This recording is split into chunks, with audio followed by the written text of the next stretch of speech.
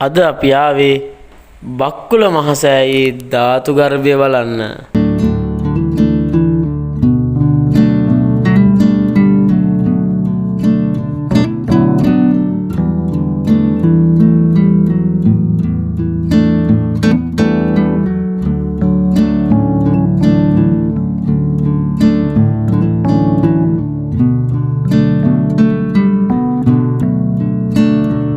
බක්කුල මහසෑය තියෙන්නේ කළුතර දිස්ත්‍රික්කයේ හොරණ දික්කේනපුර කියන ගම්මානේ.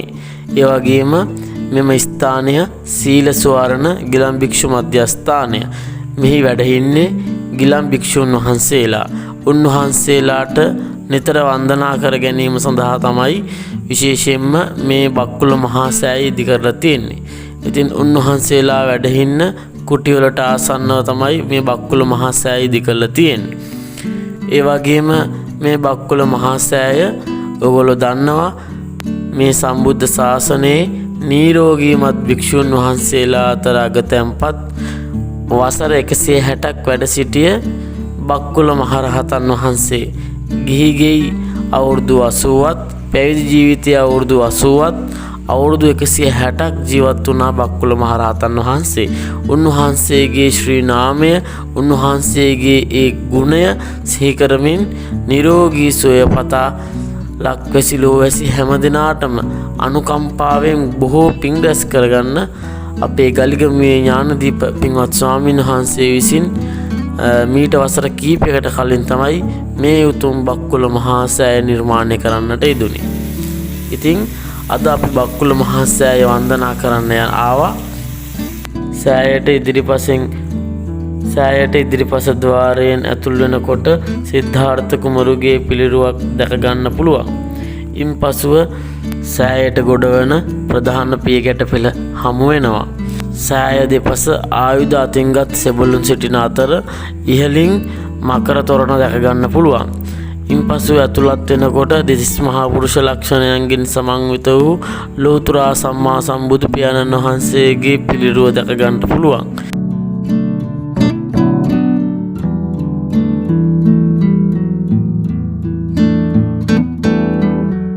ඉන්පසුව ඇත් පවුරත් ඉන්පසුව විශේෂ කැටයම් සහිත ඒ ධාතු ගර්භයට පිවිසෙන ద్వාරත් දැක ගන්න පුළුවන්.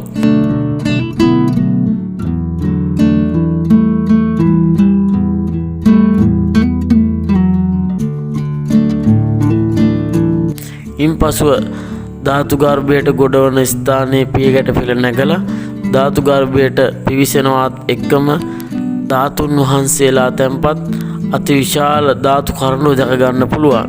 මේ ධාතු කරඬුව ඇතුළත සම්මා සම්බුදුරජාණන් වහන්සේගේ උතුම් සර්වඥ ධාතුන් වහන්සේලා තැන්පත් කොට තිබෙනවා. ඒ වගේම සෑය වෙනුවෙන් ලැබුණු නිදන් වස්තු මේ කරඬුව තුල තැන්පත් කරලා තියෙනවා. මේ ඉන්පසුව මේ ධාතු ගර්භය තුල තාමත්ම ජීවමාන අන්දමෙන් විශාල බෝධීන් වහන්සේ නමක් දැක ගන්න පුළුවන්. ඒ බෝධීන් වහන්සේ සෙවණේ 80 මහා ශ්‍රාවකයන් වහන්සේලා දැක ගන්න පුළුවන්. ඒ අතර මුලින්ම සරියුත් මුගලන් මහරහතන් වහන්සේලා, මහා කාශ්‍යප මහරහතන් වහන්සේලා, බාහ්‍ය දාරුචීරිය, ලකුණ්ඨවද්දී, පිළින්දවච්චිය, එතකොට පිණ්ඩෝල භාරද්වාජ, රාධ ස්වාමීන් වහන්සේ මේ වගේ මහරහතන් වහන්සේලා සම්බුද්ධ ශාසනයේ වැඩ සිටි 80 මහා ශ්‍රාවක වහන්සේලාගේම පිළිරුව උන්වහන්සේලාගේ ගුණ ඉස්මතු වන ආකාරයට ඉතාමත් අලංකාර ලෙස මේ උතුම් බක්කුල මහසෑය ධාතු ගර්භය තුල නිර්මාණය කළ තිනවා. ඊට පස්සේ ඒ උතුම් බක්කුල මහසෑය ධාතු ගර්භයේ බෝධීන් වහන්සේට පිට දීලා ලෝතර බුදුරජාණන් වහන්සේ නැගෙනහිර දිශාව බලා වැඩ සිටිනවා. ඉතාමත්ම ලස්සනට නිර්මාණය කළා තියෙනවා. ඉතින් මේ සිතුවම් දැකලා මේ නිර්මාණ දැකලා අපේ හිතේ සද්ධාව ඇති කරගන්න ඕන. තුනුරුවන් කෙරෙහි අචල සද්ධාාවක් ඇති කරගන්න ඕන. එතකොට අපිට පුළුවන් මේ උතුම් දීර්ඝ සංසාර ගමන සදහටම නිම කරන්නා වූ ඒ උතුම් අමා දහම, ඒ උතුම් චතුරාර්ය සත්‍ය අවබෝධ කර ගැනීම පිණිස වැඩ කටයුතු කරන්න අපිට ආරම්භ කරන්න පුළුවන්. මේ වගේ උතුම් නිර්මාණ තුලින් ඇතිවෙනා වූ සද්ධාව පදනම් කරගනිමින් ඉතින් අපි බක්කුල මහසෑය වඳින්න යන අවස්ථාවේ සෑයේ පිරිසිදු කිරීමේ කටයුතු කරමින් තමයි සිටින්නේ. මොකද මේ මාසයේ 20 ගණන් වල තියෙනවා ගලිගමුවේ ඥානදීප පින්වත් ස්වාමීන් වහන්සේගේ ජන්මදිනය නිමිත්තෙන් සිදු කරන උතුම් ධාතු වන්දනා මහ පින්කමට සූදානම් වෙනවා.